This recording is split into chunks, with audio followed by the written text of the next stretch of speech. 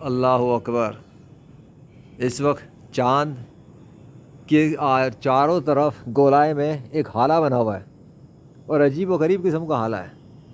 ذرا کیمرہ دکھا رہا ہے نہیں دکھا رہا؟ ہاں کیمرہ بھی دکھا رہا ہے.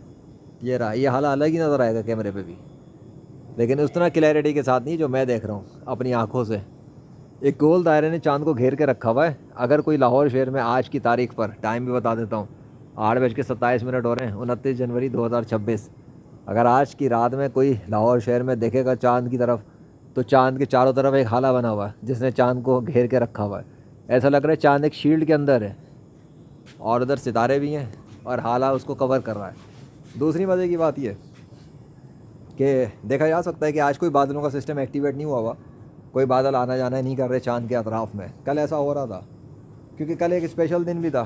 کل رات بھی بڑی اسپیشل رہی. لا الہ الا اللہ سیریز بنی اور اللہ نے دکھایا کہ وہ چاند کو کس طرح سے چلاتا ہے اور کیسے اس کو انکور کیے ہوئے فجر تک لے کے چلا جاتا ہے. الحمدللہ پوری رات گزر گئی، کوئی چاند کو ڈھک نہیں سکا تھا. یہ کل اللہ نے دکھا دیا کہ اس کے سوا کوئی خدا نہیں ہے. مجھے نہیں پتہ یہ حالہ کیوں بنا ہوا ہے، آج کیا خاص ہونے والا ہے، کچھ ہوگا بھی یا نہیں ہوگا، یہ کیا ہوگا. لیکن یہ حالہ بہت پاورفل ہے. میں اس کے مختلف اینگل سے اسکرین شاٹ لوں گا تاکہ میں اس کو کیمرے پہ کیپچر کر لوں. لا حول ولا قوت الا باللہ. اللہ کی قدرت کی نشانیاں ہیں.